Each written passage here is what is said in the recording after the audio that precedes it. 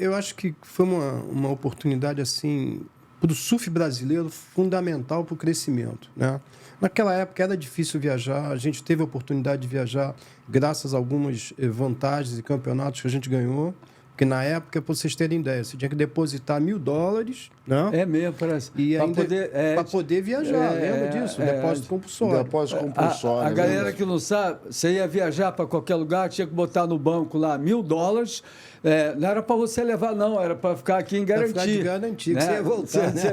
Tá vendo aí como era difícil surfar, galera? Era proibido surfar, tinha que pagar para viajar. E é o seguinte, não tinha informação nenhuma. E quando podia mandar dinheiro à mãe, algum parente, que a gente sempre ficava duro lá fora, era só $300 o valor máximo, né? $300 era como se fosse $3.000, né? E a gente não tinha informação nenhuma. Me lembro a primeira vez que eu cheguei no Havaí com o Paulinho Proença, o nosso saudoso Rato. Grande ratão. A gente pegou aquele ônibus na Kamehameha lá no Honolulu Airport, no aeroporto, e eu cheguei para o motorista do ônibus e falei, please, Sunset Beach. Aí o cara ficou me olhando, what? Falei, Sunset Beach, que eu tinha aquilo na cabeça. Né? E aí a gente foi pelo ônibus, a gente soltou em Sunset. Aí quando eu cheguei ali, foi assim, a realização eu vi aquelas ondas quebrando, a gente foi dormir no mato, né? Ali, a gente chegou com a prancha debaixo do braço, um violão no outro, e a gente dormiu ali em Sunset Point, né? E aí chegamos meio de noite, de manhã, quando eu acordei, eu olhei, estava um norte swell de 8, 10 pés. Ah, você não tinha hotel reservado, não tinha... Não, a gente dormiu no mato, na chuvarada. Os tempos mudaram, graças a Deus. E a gente invadiu a casa onde o Bocão alugava ali do lado, a gente chegou, eu e o Paulinho, de maicuia, de mochila e prancha. Falei, Bocão, arruma um quarto, a gente vai dormir na garagem. O Bocão, puta, esses caras vão me pôr...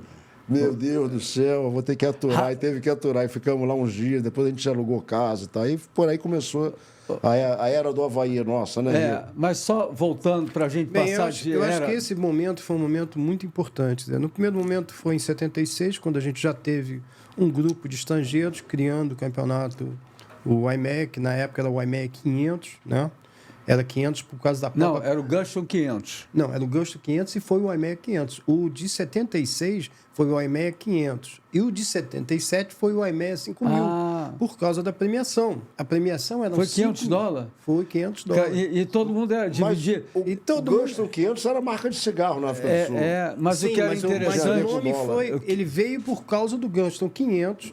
E depois se transformou nos 5.000, porque eram $5.000 para serem distribuídos. Não, mas o que era interessante, que era $500 para dividir entre 16 e todo mundo era feliz. O que muitas pessoas não têm noção é que naquela época que a gente viajava, até se você fosse o campeão mundial, provavelmente você não pagava suas despesas de locomoção para os campeonatos. Né? É verdade. Eu me lembro que em 76, quando eu estive na África do Sul, que a gente estava conversando até com o Piti e tal, essas coisas todas. Enfim, por mais que você se desse bem, você não pagava suas contas, além de, provavelmente, você ter que ter um patrocinador forte, né?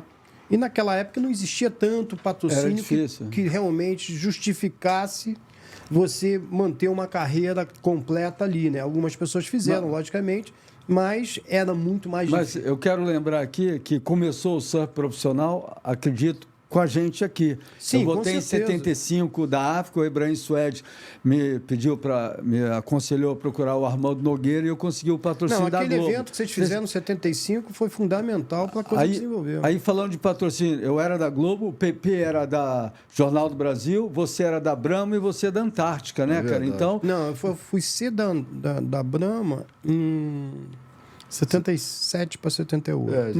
Mas, de qualquer maneira, né? Sim. Você ter aí é um mérito, né, Rico, cara? Daniel, eu acho assim, a gente pode, sem medo de exagerar, a gente foi precursores do profissionalismo, de certa forma. Sim, eu acho que nós Porque a gente eu fechei um contrato, né, assinado de 1 ano com a Antártica Bebida, para usar a logomarca na prancha. Eu lembro, vocês têm uma foto. E viajar o circuito. Aí o Daniel era meu adversário ferrenho e era da Brahma. Não, o que tem que falar agora é o seguinte, nós somos grandes amigos, nos respeitamos, mas antigamente eu pedia a morte.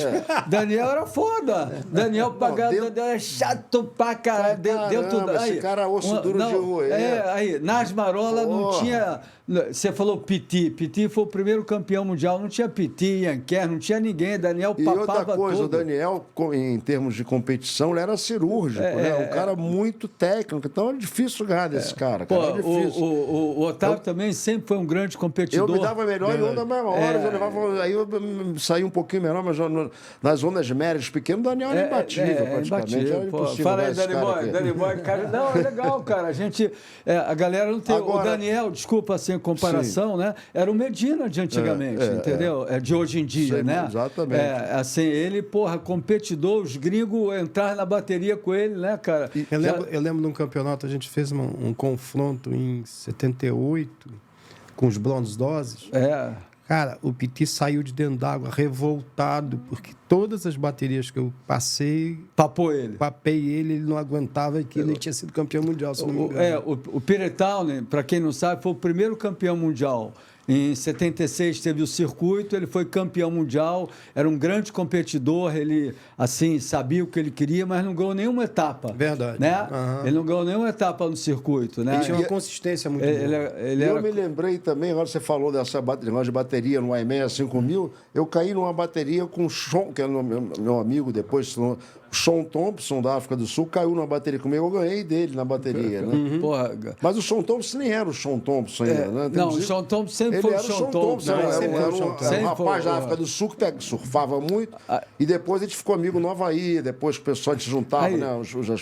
Enfim, mas teve essas passagens. Agora, só para complementar o negócio do patrocínio, que eu acho que vou voltar um pouquinho, e a gente começou a fazer um contrato. Depois, no ano seguinte, eu fiz um patrocínio da US Top, que era São Paulo Alpargatas. Ou seja, eram grandes empresas já visualizando como é hoje em dia o surf. Hoje em dia, você vê, a gente tem no Brasil 40 milhões de fãs, né? Nós temos 4 milhões de surfistas, estimativa, etc, etc. E o dinheiro... É interessante quando a gente para pensar a história que a gente está conversando aqui agora. Naquela época, nós tivemos patrocínios de empresas completamente fora do esporte, entrando e investindo.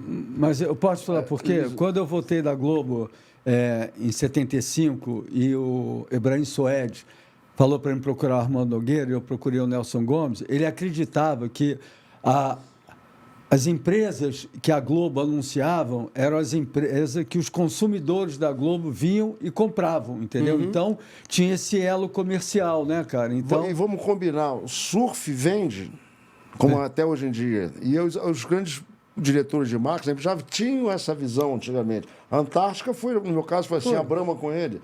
Os caras o surf vem, como hoje em dia, essas grandes empresas estão envolvidas com surf, bancos, etc. Não vou falar o nome de... Então, o surf, a imagem do surf... É muito positivo. É muito positivo. Vende. Eu falava, quando eu ia captar patrocínio, eu falava, o diretor de marketing, o meu assunto é surf. Você precisa de patrocínio para competir, representar o Brasil lá fora. E o surf vai aumentar as suas vendas. Eu falava isso, o cara ficava meio assustado. É isso aí. E a gente começou a abrir essas portas, na verdade, Daniel. O surf, na verdade, mexe com uma faixa etária. A gente começou, nós fomos, inauguramos o circuito mundial, né? Rio de Surf, nós fomos representar o Brasil no início do circuito, a gente ia 76 para África, Japão, Austrália. Havaí, e a gente começou a abrir as portas, assim, para o que aconteceu hoje. A gente começou a levar a bandeira do Brasil lá para fora. Pavimentamos essa estrada. E os caras falam, pô, vocês são do Brasil, né? Vocês têm que, pô, como é que vocês têm marca na prancha de empresa? Lá no Havaí, os caras era só marca de prancha, não tinha. E a gente chega no Havaí com marca de burrico com a Globo, o Daniel com o Branco, o PP com o Jornal do Brasil, e por aí afora o Lipe com a Coca-Cola. E outros mais.